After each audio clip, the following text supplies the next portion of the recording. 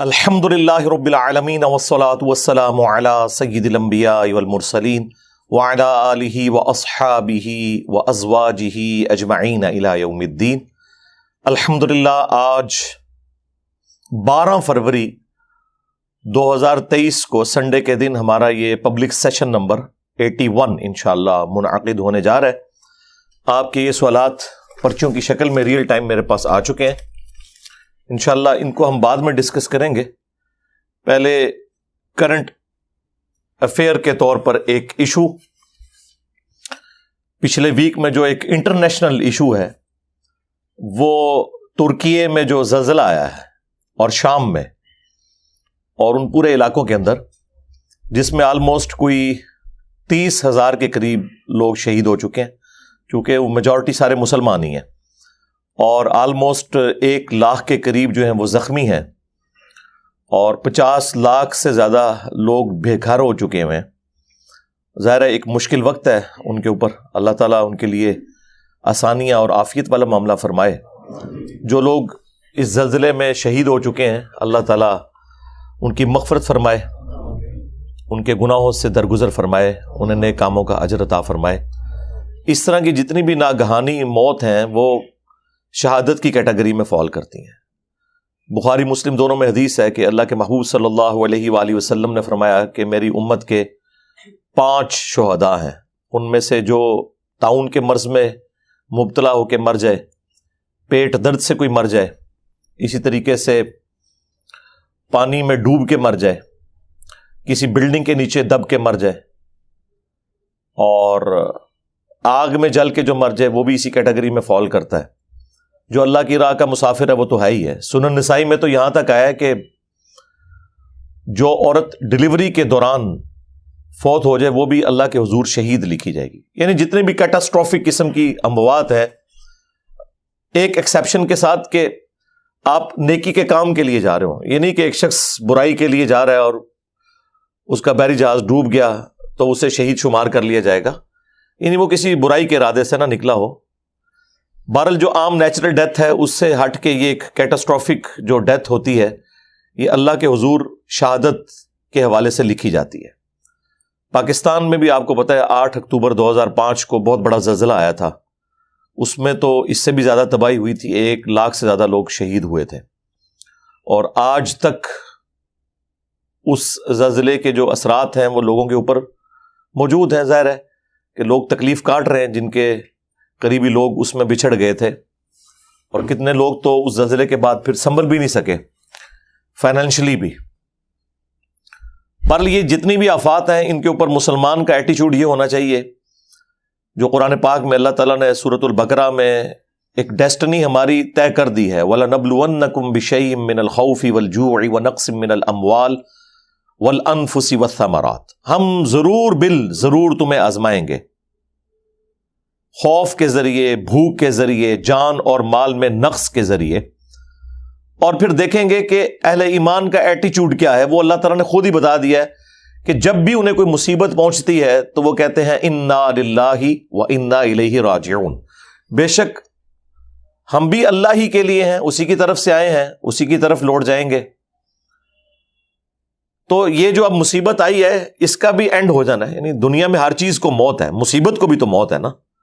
At least مصیبت کو اس دن تو موت آ جانی ہے جس دن انسان خود مر جائے گا۔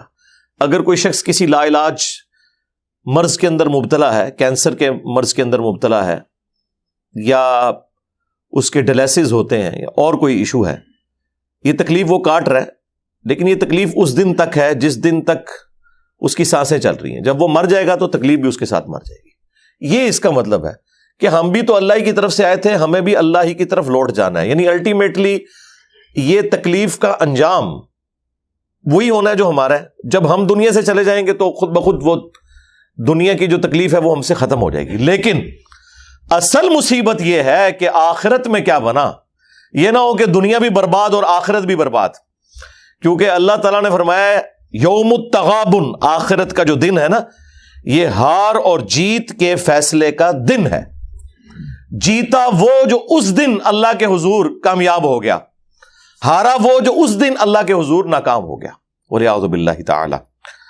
اللہم احسن عاقبتنا فی الامور کلہا واجرنا من خزی الدنیا وعذاب الآخرہ اللہم ربنا آتنا فی الدنیا حسنہ وفی الآخرۃ حسنۃ وقینا عذاب النار، آمین۔ تو تکلیف میں مسلمان کا ایٹیچیوڈ یہی ہونا چاہیے۔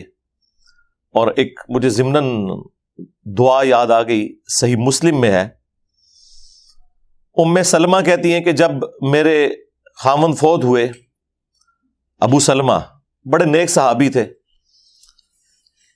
تو وہ کہتی ہیں میں بڑی تکلیف میں تھی، اور اس تکلیف کے عالم میں مجھے رسول اللہ صلی اللہ علیہ وآلہ وسلم کی تعلیم کردہ ایک دعا یاد آ گئی کہ اللہ کے محبوب صلی اللہ علیہ وآلہ وسلم نے فرمایا تھا کہ جو کوئی شخص مصیبت اور پریشانی میں یہ دعا مانگ لے تو اللہ تعالیٰ اسے اس غم میں بہتر نعم البدل عطا فرما دیتا ہے۔ دعا کے الفاظ بھی اسی طرح ہیں، انا للہ و انا الیہ راجعون، یہ تو وہی حصہ ہو گیا جو سورۃ البقرہ میں آیا۔ اس کے بعد اگلے الفاظ ہیں اللہم اجرنی فی مصیبتی واخلف لی خیرا منہا، یہ جھٹکے سے پڑھنا ہے، اللہم اجرنی، کیونکہ آگے حمزہ آ رہا ہے تو میم کو جھٹکے سے پڑھنا ہے۔ فی مصیبتی واخلف لی خیرا منہا، اے اللہ اس مصیبت میں مجھے اجر عطا فرما اور مجھے اس سے بہتر نعم البدل عطا فرما دے۔ ظاہر ہے اللہ تعالیٰ تو نعم البدل عطا فرما سکتا ہے۔ تو وہ کہتی ہیں کہ یہ دعا تو میں نے پڑھی، لیکن میں دل میں سوچتی تھی کہ میرے خامن جیسا تو کوئی رسول اللہ کے ساتھیوں میں ہے ہی نہیں ہے، مجھے اللہ تعالیٰ کس طرح کمپنسیٹ کرے گا؟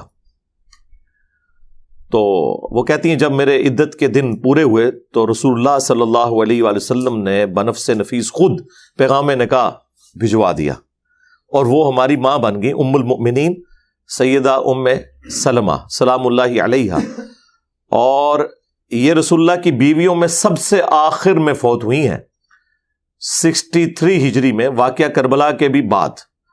واقعہ کربلا ان کی زندگی میں ہوا، انہی کے بارے میں وہ مسند احمد میں حدیث ہے، انہوں نے کہا تھا کہ عراقیوں پہ اللہ کی لعنت ہو، انہوں نے رسول اللہ کے نواسے کے ساتھ یہ کیا، اللہ تعالیٰ انہیں ذلیل و خوار کرے۔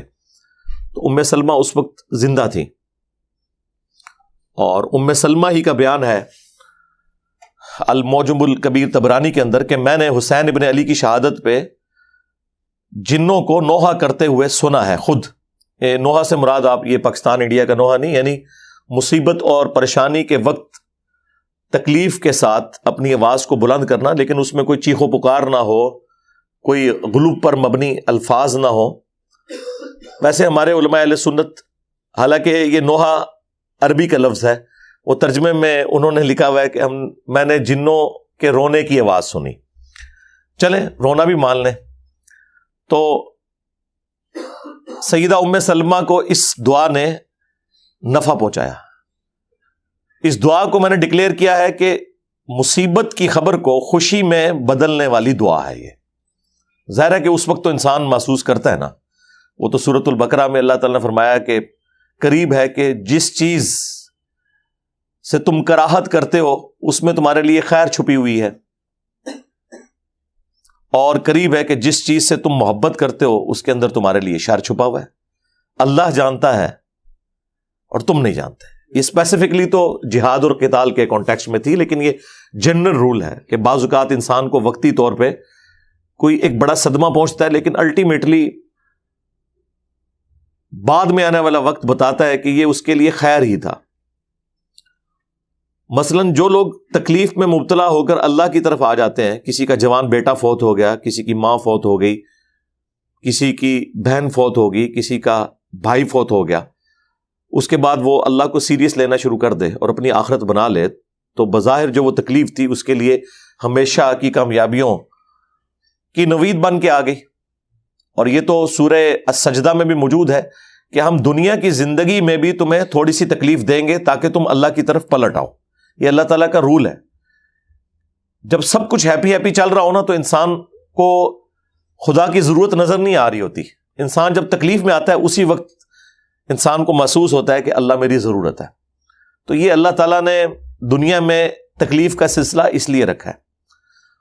بہرحال بعض اوقات عذاب الہی بھی ہو سکتا ہے، لیکن آج کی ڈیٹ میں وثوق کے ساتھ تو ہم کسی بھی ایکٹیویٹی کو عذاب سے تعبیر نہیں کر سکتے. ظاہر ہے ایک غیبی خبر ہے، میں بھی عذاب ہو، میں بھی یہ آزمائش ہو. لہٰذا آج کی ڈیٹ میں جو محتاط رویہ یہی ہے کہ اس قسم کی جتنی بھی تکلیفیں آئیں آپ ان کے لیے یہی کہیں کہ اللہ کی طرف سے آزمائش ہے.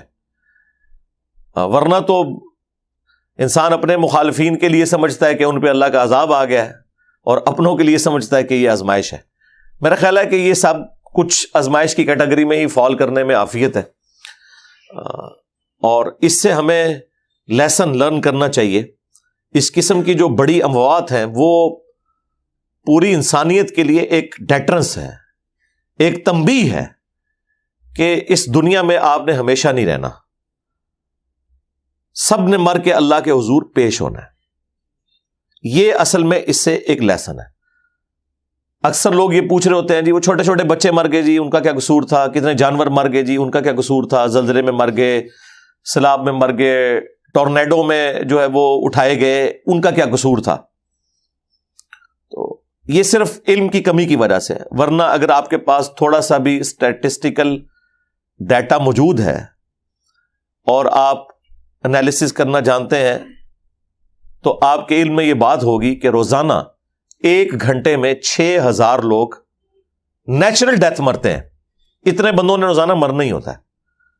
24 گھنٹوں میں 1.5 لاکھ، یعنی ہر 24 گھنٹے میں 1.5 لاکھ لوگ مرتے ہیں. 24 گھنٹے میں 1.5 لاکھ سیکنڈ نہیں ہوتے، 1 لاکھ بھی نہیں ہے سیکنڈ. یعنی ہر سیکنڈ میں آلموسٹ آپ سمجھ لیں 2 بندے مر رہے ہیں. لیکن چونکہ وہ پوری دنیا کے اندر مر رہے ہوتے ہیں، وہ ڈیٹا ایک جگہ اکٹھا نہیں ہوتا. تو اگر 1.5 لاکھ بندہ روزانہ مرتا ہے تو اس میں سے آلموسٹ سمجھ لیں 30 سے 40 ہزار تو مسلمان ہوتے ہیں، کیونکہ دنیا کی جو اوور آل آبادی ہے اس کا 4 یا 5واں حصہ تو مسلمان ہے نا. تو اتنے لوگ تو ویسے ہی روزانہ مر جاتے ہیں، لیکن چونکہ اسکیٹرڈ فارم میں مرتے ہیں لہٰذا ہمیں فیل نہیں ہوتا.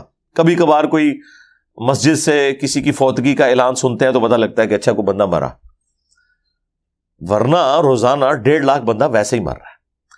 تو اس قسم کی جو یکمشت اللہ کی طرف سے ایک ڈیتھ والا ایک سمجھ لیں الارم بجتا ہے نا، وہ پوری انسانیت کے لیے ایک الارم ہوتا ہے کہ تمہیں کسی نے اس پلانٹ ارتھ کے اوپر حالات و واقعات دے کر بھیجا ہے، اور الٹیمیٹلی اس نے تمہیں اپنے پاس بلانا ہے.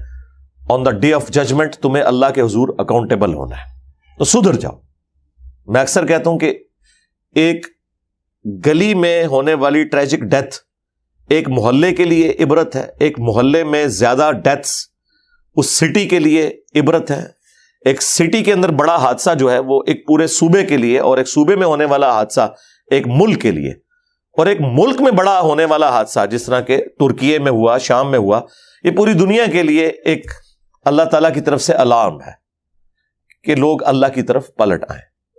باقی اللہ نے تو اپنی ڈیسٹنی میں پہلے ہی مقرر کیا ہوا ہے کہ جو بھی تکلیف ہے وہ اس نے اپنے ٹائم کے اوپر بھیجنی ہے، وہ نہ آگے ہو سکتی ہے نہ پیچھے. اس حوالے سے یہ جو تکلیف کا سلسلہ ڈیسٹنی اور تقدیر کے ساتھ جڑا ہوا ہے، سورۃ الحدید میں اللہ تعالیٰ نے اس ٹاپک کو بڑا کھول کر بیان کیا، اور اس انداز میں قرآن کی کسی اور سورت میں اس ٹاپک کو بیان نہیں کیا گیا. یہ سمجھ لیں اس کی ایپیکس ہے.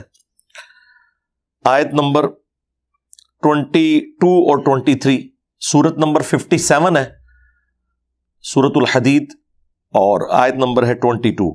اعوذ باللہ من الشیطان الرجیم، بسم اللہ الرحمن الرحیم. ما اصاب من مصیبت فی الارض، کوئی بھی مصیبت نہیں کہ جو زمین میں نازل ہو. یعنی پوری زمین کے اوپر جتنے بڑے بڑے مصائب آتے ہیں، خواہ وہ زلزلے کی شکل میں ہو، سیلاب کی شکل میں ہو، ٹورنیڈوز کی شکل میں ہو، کوئی وبائی مرض پھیل جاتا ہے، اس قسم کی جتنی تکلیف پوری زمین میں آتی ہیں. ولا فی انفسکم، اور نہ کوئی مصیبت کہ جو تمہاری جان پر ٹوٹتی ہے. وہ انسان پہ تکلیف بیماری کی شکل میں بھی آ سکتی ہے، پریشانی کی شکل میں بھی آ سکتی ہے، کسی قریبی کے ڈیتھ کی شکل میں بھی آ سکتی ہے. الا فی کتاب من قبل ان نبرأها، مگر یہ کہ وہ اللہ تعالیٰ نے اپنی ہارڈ ڈسک میں لوح محفوظ میں پہلے ہی لکھ لی ہے، اس سے پہلے کہ اللہ تعالیٰ اس مصیبت کو زمین والوں پر یا کسی انڈیویجول کے اوپر بھیجے. کیوں پہلے لکھ لی ہے؟ اس کی حکمت بتا دی. ان ذالک علی اللہ یسیر، پہلی بات تو یہ کلیئر کر دی کہ یہ اللہ کے اوپر بہت آسان ہے. ویسے تو ان امیجنیبل چیز ہے کہ دنیا میں اربوں انسان ہے اور انسان تو ایک سپیشی ہے، اس کے علاوہ 20 لاکھ سے زیادہ سپیشیز پلانٹ ارتھ کے اوپر موجود ہیں، اور پھر ہر سپیشی کی آبادی جو ہے وہ بلینز میں ہے. سب پہ تکلیفیں جو آتی ہیں وہ اللہ تعالیٰ نے لوح محفوظ میں لکھی ہوئی ہیں، اور اللہ تعالیٰ ہمارا یہ ہمارے لیے آسان ہے. تم تو اسے امیجن نہیں کر سکتے کہ مستقبل میں ایک ہونے والے واقعے کو پہلے کیسے اللہ تعالیٰ جانتا ہے. یہ اللہ کا کامل علم ہے. سورۃ الانعام میں تو اللہ تعالیٰ نے یہاں تک فرمایا کہ کوئی پتا بھی کسی خشکی کی جگہ پر یا سمندر میں ٹوٹے کسی درخت سے یا زمین کی گہرائیوں میں کوئی دانہ پھوٹتا ہے مگر یہ کہ وہ اللہ کے علم سے، اور اللہ نے پہلے ہی لوح محفوظ میں یہ لکھ لیا ہوا ہے. یہ اللہ کا علم اتنا کامل ہے. لِكَيْ لَا تَأْسَوْا عَلَى مَا فَاتَكُمْ، یہ اس لیے کہ مت کفے افسوس ملو اس بات پر جو تم سے جاتی رہی. کوئی تکلیف آئی، کوئی نعمت چھن گئی تو اس پہ افسوس نہ کرو. وَلَا تَفْرَحُوا بِمَا آتَاكُمْ، اور نہ شیخی بگاڑو اس نعمت کے اوپر جو اللہ تعالیٰ تمہیں دیتا ہے. وَاللَّهُ لَا يُحِبُّ كُلَّ مُخْتَالٍ فَخُورٍ، اور اللہ تعالیٰ کو یہ جتنے شیخی بگاڑنے والے ہیں، اتراتے پھرتے ہیں، یہ پسند نہیں ہے. تو اللہ تعالیٰ ہم نے پہلے ہی لوح محفوظ میں یہ لکھ لیا ہے تاکہ تمہیں اس کا غم نہ ہو. یہ تمہارا مقدر تھی. تقدیر کبھی ٹلتی نہیں ہے، یہ ذہن میں رکھیے گا. تقدیر جو اللہ تعالیٰ کی طرف سے آپ کے لیے طے ہے وہ کبھی ٹلنی نہیں ہے. صرف وہی تقدیر ٹلتی ہے جس کے بارے میں تقدیر میں ہی پہلے لکھا ہوا ہے کہ اس تقدیر کے اگینسٹ وہ مجھ سے دعا کرے گا اور یہ تکلیف میں اس سے ٹال دوں گا. ہر تکلیف نہیں ٹلتی جناب، یہ ذہن میں رکھیے گا. وہی تکلیف ٹلے گی جو اللہ تعالیٰ نے مقدر میں کیا ہے کہ ہاں اس کو میں ٹال دوں گا. لیکن کچھ تکلیف ایسی ہیں جو اللہ نے آپ کی نہیں ٹالنی، کیونکہ اس کے ذریعے اللہ تعالیٰ نے آپ کو آزمانا ہے. بخاری مسلم دونوں میں حدیث ہے کہ انسان کو جو بھی تکلیف پہنچتی ہے، دکھ، درد، اندیشہ، حتیٰ کہ اس کے پاؤں میں کانٹا بھی چبھ جائے تو اس کے اگینسٹ بھی اللہ تعالیٰ اس کے گناہوں کو معاف کر دیتا ہے. اور جامعہ ترمذی کے اندر ایک بڑی زبردست حدیث ہے، اور المستدرک للحاکم میں امام حاکم نے حضرت ابو ذر غفاری کے چیپٹر کے اوپر یہ حدیث لکھی ہے، کیونکہ حضرت ابو ذر غفاری کی زندگی جو ہے وہ غموں سے عبارت تھی. تو انہوں نے حضرت ابو ذر غفاری کا جو چیپٹر بند ہے نا، اس کا آغاز اس حدیث سے کیا ہے جو ترمذی میں موجود ہے کہ اللہ تعالیٰ سب سے زیادہ آزمائشیں اور تکلیف اپنے انبیاء پر ڈالتا ہے، اس کے بعد ان پر ڈالتا ہے جو انبیاء کے بعد اللہ تعالیٰ کو سب سے بڑھ کر محبوب ہوتے ہیں. اچھا، اس میں ذکر صحابہ اہل بیت کا نہیں، جو بھی اللہ تعالیٰ کو اس کے بعد محبوب ہے، اور پھر اس کے بعد ان پر جو ان کے بعد بڑھ کر محبوب ہوتے ہیں. حتیٰ کہ انسان تکلیفیں جھیلتا رہتا ہے اور جب دنیا سے اٹھایا جاتا ہے تو بالکل پاک و صاف ہو کر اٹھتا ہے. یہ بعض اوقات اتنے بڑے بڑے لوگوں کو جو تکلیف سے گزرنا پڑتا ہے، بعض کے لیے تو ان کی غلطیوں کا وہ کفارہ بن جاتی ہیں تکلیف، اور بعض کے لیے ان کے درجات بلند ہونے کا سبب بن جاتی ہیں. تو یہ اللہ تعالیٰ نے ایک سلسلہ تکلیف والا رکھا ہوا ہے جی، اس سے تو جان نہیں چھوٹنے والی. لیکن وہی بات ہے کہ ہمارا ایٹیچیوڈ یہ ہے کہ انا للہ و انا الیہ راجعون، اللہم اجرنی فی مصیبتی و اخلف لی خیرا منہا. یہ ایٹیچیوڈ ہمارا ہونا چاہیے، ادروائز تو آپ کڑ کڑ کے مر جائیں گے. دنیا تو پھر غموں سے عبارت ہے. یہ اللہ تعالیٰ نے ہر شخص کی زندگی میں مختلف غم رکھے ہوئے ہیں، ٹھیک ہے، اور وہ غم اسے آنے ہیں. تقدیر میں اس قسم کی جو چیزیں ہیں وہ ٹلتی نہیں ہیں. ہاں، کچھ چیزیں جو اللہ تعالیٰ دعا کی برکت سے ٹال دیتا ہے. بخاری مسلم میں حدیث ہے کہ جو شخص یہ چاہتا ہے کہ اس کی عمر دراز کر دی جائے اور اس کے رزق میں اضافہ کر دیا جائے. اب یہ دو بڑی چیزیں ہیں. رزق میں ہر چیز ہے، صرف مال و دولت نہیں، اچھی صحت بھی رزق ہے، اچھی اولاد بھی رزق ہے، اللہ کی ہر نعمت رزق ہے. تو جو چاہتا ہے کہ اس کی عمر بڑھا دی جائے یعنی اس میں برکت کر دی جائے یا اس کے رزق میں اضافہ کر دیا جائے تو وہ اپنے رشتہ داروں کے ساتھ حسن سلوک کرے. کام بڑا مشکل ہے. تعویذ دھاگے تو لوگ رشتہ داروں پہ کرواتے ہیں, حسن سلوک نہیں کرتے, باہر کے لوگوں کے ساتھ کرتے ہیں کیونکہ جیلسی فیکٹر ہوتے ہی رشتہ داروں میں. شریکہ ہوتا ہے نا, وہ کہتے ہیں نا شریکہ ہے, وہ آپ کے ساتھ وہ چیزیں شریک کر رہے ہوتے ہیں, اس کو ایک کامنلی یعنی وہ چیز جہاں پہ کامن انٹرسٹ آ جاتا ہے وہاں پہ پھر جیلسی فیکٹر آ جاتا ہے. اسی لیے کہا گیا کہ جو رشتہ داروں کے ساتھ حسن سلوک, اور ظاہر ہے کہ رشتہ داروں کے ساتھ حسن سلوک کا مطلب یہ تو نہیں ہے کہ صرف 2 میٹھے بول ہی بولنے ہیں, مراد یہ کہ آپ فائنینشلی ان کی ہیلپ کریں. اور آج کے اس پرفتن دور کے اندر تو سب سے بڑا ایشو ہی جو ہے وہ اکانومی بنا ہوا ہے, تو اس قسم کا آپ حسن سلوک کریں تو اللہ تعالیٰ آپ کے رزق میں بھی برکت اور آپ کی عمر میں بھی برکت کرے گا. تو یہ چیز اس بات کا ثبوت ہے کہ تقدیر میں ڈیسیژن چینج ہوتے ہیں. وہ حدیث تو اصول محدثین پہ ضعیف ہے کہ صدقہ جو ہے وہ تقدیر کو بدل دیتا ہے یا مصیبت کو ٹال دیتا ہے, لیکن اس کو یہ سپورٹیو یہ حدیث ہو جاتی ہے بخاری مسلم کی کہ اگر کوئی شخص چاہتا ہے کہ اس کے رزق میں برکت کر دی جائے یا اس کی عمر دراز کر دی جائے تو وہ اپنے رشتہ داروں کے ساتھ حسن سلوک کرے, تو انشاءاللہ تعالیٰ اس کے لیے اللہ تعالیٰ آسانی والا معاملہ کرے گا. باقی دعا کے حوالے سے کبھی بھی بے نیازی نہیں ہونی چاہیے. اللہ تعالیٰ ناراض ہوتا ہے جو لوگ اللہ سے دعا نہیں کرتے. قرآن میں اللہ تعالیٰ نے واضح فرمایا قال ربکم ادعونی استجب لکم, تمہارے رب نے یہ حکم فرمایا ہے کہ اے میرے بندو مجھ سے مانگو میں تمہاری دعا کو قبول کروں گا. ان الذین یستکبرون عن عبادتی, جو لوگ بھی میری عبادت سے تکبر کریں گے, اور عبادت یہاں پہ اللہ تعالیٰ نے دعا کو فرمایا ہے, اور نبی علیہ السلام نے یہی دعا سے ریلیٹڈ جو آیت ہے سورہ غافر کی جسے سورۃ المؤمن کہتے ہیں, یہ آیت نمبر 60, یہ تلاوت بھی کی جو جامع ترمذی میں, سنن ابن ماجہ میں, سنن نسائی میں حدیث ہے. الدعاء هو العبادہ, دعا ہی تو عبادت ہے. پھر حضور نے یہی آیت پڑھی ادعونی استجب لکم ان الذین یستکبرون عن عبادتی, اے میرے بندوں مجھ سے مانگو میں تمہاری دعا کو قبول کروں گا. جو لوگ بھی میری اس عبادت یعنی دعا مانگنے سے تکبر کریں گے میں انہیں ذلیل و خوار کر کے جہنم میں داخل کروں گا. یعنی اللہ تعالیٰ ناراض ہوتا ہے اس سے جو اللہ سے دعا نہیں مانگتا. یہ ذہن میں رکھیے گا, دعا آپ نے مانگنی ہے چاہے اس کا رزلٹ جو بھی نکلے. اور یہ بھی یاد رکھیں دعا ہر حال میں قبول ہوتی ہے, لیکن وہ 3 موڈز میں چلی جاتی ہے. وہ جامع ترمذی میں, مسند احمد میں, مشکات میں حدیث موجود ہے کہ دعا کبھی رد نہیں جاتی. یا تو جو آپ نے مانگا ہے وہ آپ کو دے دیا جاتا ہے, یا اس دعا کے بدلے کوئی اللہ تعالیٰ آپ کی تکلیف ٹال دیتا ہے یا آپ کو کوئی اور بہتر چیز دے دیتا ہے, یا پھر وہ دعا قیامت کے دن کے لیے سنبھال کے رکھ دی جاتی ہے, اس کے اگینسٹ نیکیاں ملتی ہیں. کیونکہ دعا خود عبادت ہے نا, تو عبادت کے اگینسٹ نیکیاں تو ملیں گی.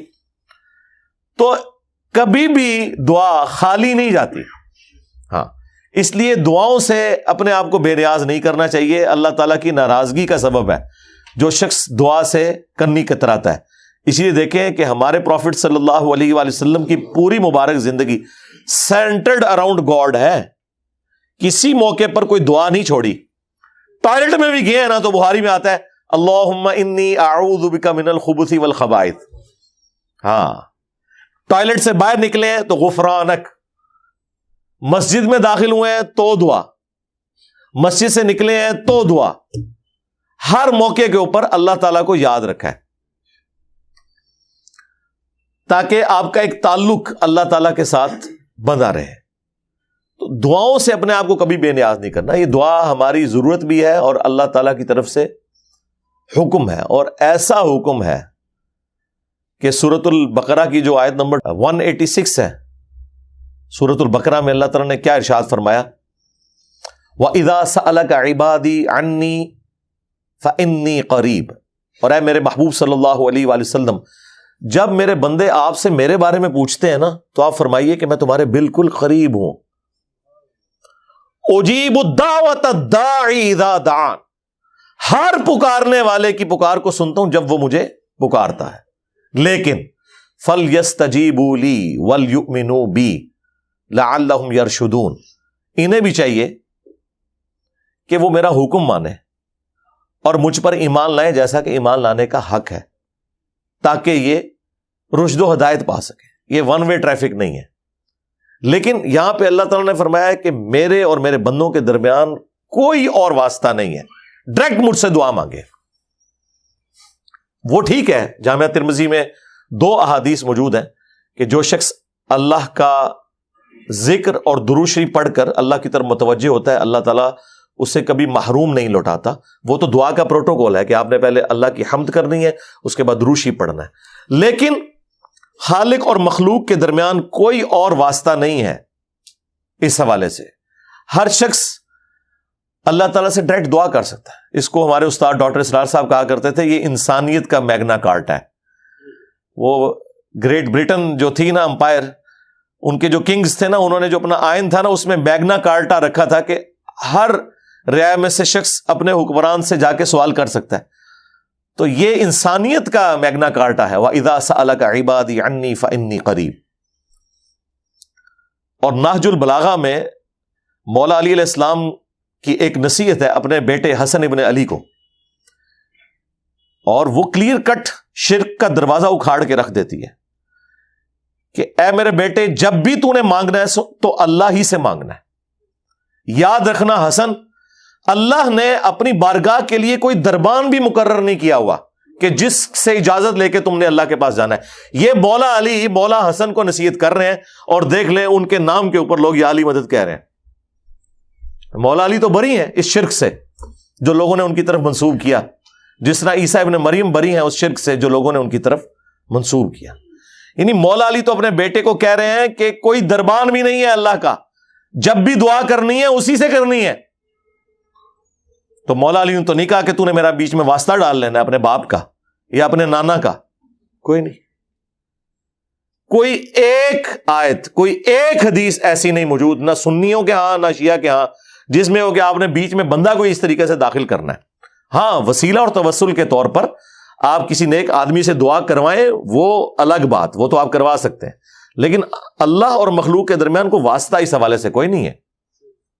قرآن کی ساری دعائیں ربنا سے شروع ہوتی ہیں.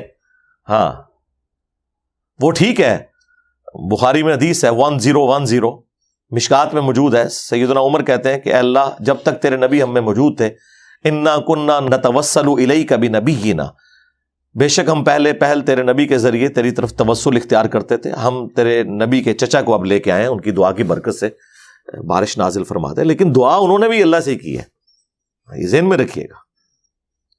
اور یہ باتیں جب آپ مسلمانوں کو بتاتے ہیں تو مسلمانوں کا گیر کیسا الٹا لگا دیا علماء سو اور شیاطین نے, جو انسانی شکل میں ممبروں پہ اکثر پائے جاتے ہیں, کہ جی اچھا جی اب اللہ سے ہی مانگنا ہے تو روٹی پھر امی سے نہ مانگے.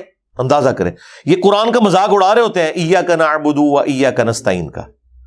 یار اس کا یہ مطلب کب سے تھا, حالانکہ ان کو بھی پتا ہے. یہ قرآن میں آیت ہے وَتَعَاوَنُوا عَلَى الْبِرِّ وَالتَّقْوَى وَلَا تَعَاوَنُوا عَلَى الْإِثْمِ وَالْعُدْوَانِ, نیکی اور پرہیزگاری کے کاموں میں ایک دوسرے کی مدد کرو اور برائی میں الگ رہو. یہ دنیا کو اسباب سے اللہ نے جوڑا ہے. دنیا میں یہ نہیں ہونا کہ آپ نے 100 دفعہ بسم اللہ شریف پڑھی ہے تو آپ کا پیٹ بھر جائے گا, اور 100 دفعہ درود شریف پڑھیں تو پیاس ختم ہو جائے گی. نہیں, اسباب کے ساتھ جوڑا ہے. لیکن جو دعا ہے وہ خاص اللہ کے ساتھ ہے. اَمَّن يُجِيبُ الْمُضْطَرَّ إِذَا دَعَاهُ, یہ وہ آیت ہے سورۃ النمل کی آیت نمبر 62, جو شیعہ کے صبح شام کے اذکار میں ہے. ترجمہ نہیں پڑھتے. جنہوں نے ترجمہ پڑھا ہمارے اسٹوڈنٹس نے اللہ کے فضل سے شرک چھوڑ دیا. بھلا بتاؤ تو کون ہے جو مصیبت اور پریشانی میں گھرے ہوئے شخص کی فریاد کو سنتا ہے, وَيَكْشِفُ السُّوءَ, اور اس سے اس کی تکلیف کو دور کر دیتا ہے, وَيَجْعَلُكُمْ خُلَفَاءَ الْأَرْضِ, اور زمین پر تمہیں اگلوں کا خلیفہ کرتا ہے. یعنی ایک آ رہا ہے اور دوسرا دنیا سے جا رہا ہے, تمہیں تمہارے ماں باپ کا خلیفہ کیا, تمہاری اولاد کو تمہارا خلیفہ کیا. اَإِلَٰهٌ مَّعَ اللَّهِ, کیا اللہ کے ساتھ کوئی اور معبود بھی ہے؟ قلیلا ما تذکرون, بہت کم ہی نصیحت حاصل کرتے ہو. یعنی اللہ تعالیٰ فرما رہا ہے کہ جو شخص اللہ کے سوا کسی اور سے دعا کرتا ہے گویا کہ اسے معبود بنا لیا اس نے. بارش کون برساتا ہے؟ اللہ. ڈیوٹی کس کی ہے؟ فرشتوں کی. بارش اگر ہم نے فرشتوں سے مانگ لی تو مشرک. نبی علیہ السلام تو بخاری مسلم میں آتا ہے صلاۃ الاستسقاء پڑھتے تھے, بارش کی نماز اور دعا اللہ سے مانگتے تھے. کبھی کسی کو خیال نہیں آیا کہ یار فرشتوں کی ڈیوٹی لگی ہے. کہتے ہیں بزرگوں کی ڈیوٹیاں لگی ہوئی ہیں. فرشتوں کی نہیں ڈیوٹیاں لگی ہوئی. اور سب سے بڑا بزرگ اگر پلانٹ ارتھ پہ کوئی ہے نا وہ سورج ہے. یہ اتنا بڑا میں نے ان کو پھکا دیا ہے کہ سب سے بڑا اگر کوئی مشکل کشا ہے نا دنیاوی اسباب میں، کہتے ہیں دیکھیں جی اگر ایک پیناڈول کی گولی مشکل کشا ہو سکتی ہے تو ہمارے بابے کیوں نہیں مشکل کشا ہو سکتے؟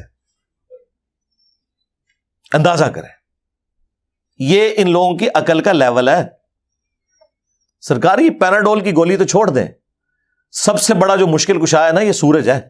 سورج اگر نہ ہو تو نہ زمین کے اوپر موسم بدلیں، نہ ہوائیں چلیں، نہ بارش ہو، نہ ہماری فصلیں پک کر تیار ہوں. اٹ مینس کہ دنیا پہ کوئی بھی جاندار زندہ نہیں رہ سکتا اگر سورج نہ ہو. تو کیا ہم سورج کو پکارتے ہیں؟ کبھی کسی کو وام بھی آئے کہ سورج کو پکارنا ہے؟ تو سپوز اگر کسی کی ڈیوٹی بھی لگی ہوئی ہو تو آپ نے اس کو پکارنا تو نہیں ہے، پکارنا تو آپ نے اللہ کو ہے. یہ ایک مسلمان کا بنیادی عقیدہ ہے جو اسے مرتے دم تک سمجھانا پڑتا ہے اور بڑی شرم آتی ہے. اس کی وجہ یہ ہے کہ قرآن چونکہ انہوں نے پڑھا نہیں ہے تو پھر غلط چیزیں منسوب کریں گے اپنے بزرگوں کی طرف، بابوں کی طرف. اور توحید کے بغیر تو نہ آپ کی محبت رسول آپ کے کام آنی ہے، نہ محبت اہل بیت نے کوئی نفع دینا ہے، نہ آپ کا عشق صحابہ کسی کام کا ہے اگر آپ نے توحید کو مضبوطی سے نہیں پکڑا. اس کائنات کی تخلیق کا مقصد ہی عقیدہ توحید ہے، اللہ کی پہچان ہے. بالکل اگر یہ نہیں ہے تو باقی ساری چیزیں ختم ہیں. انبیاء دنیا میں کس لیے آئے ہیں؟ ویسے تو فخریہ بتایا جاتا ہے کہ جی وہ حضرت حسین ابن علی جو ہیں وہ کربلا میں بھی نماز پڑھ رہے تھے. اچھا تو آپ نے 10 محرم کو نماز نہیں پڑھنی، باقی سارے کام کرنے. جی مولا علی بھی فجر کی نماز کے لیے جا رہے تھے تو شہید ہوئے. تو مولا علی کے غم میں آنسو تو بہانے ہیں لیکن جس نماز کے لیے وہ جا رہے تھے وہ نہیں پڑھنی. تو یہ کون سا عشق اہل بیت ہے؟ یہ کون سا عشق رسول ہے کہ آپ ان تعلیمات کو چھوڑ کر اپنے بابوں اور فرقوں کے بزرگوں کی بتائی ہوئی تعلیمات کے پیچھے چلنا شروع کر دیں؟ تو بات شروع ہوئی تھی وہ ترکیے کے زلزلے سے. ظاہر ہے دل تو دکھتا ہے ہمارا. بخاری مسلم دونوں میں حدیث ہے، اللہ کے محبوب صلی اللہ علیہ وآلہ وسلم نے فرمایا کہ تمام دنیا میں جتنے بھی مسلمان ہیں وہ ایک جسم کی مانند ہیں، باہمی اخوت میں، بھائی چارے میں، محبت کے اندر. اگر جسم کے کسی ایک حصے کو تکلیف ہو تو پورا جسم اس تکلیف کو محسوس کرتا ہے. اور مسلم شریف میں تو یہاں تک الفاظ ہیں کہ اگر آنکھ میں تکلیف ہوتی ہے تو پورا جسم رات کاٹ کے گزارتا ہے.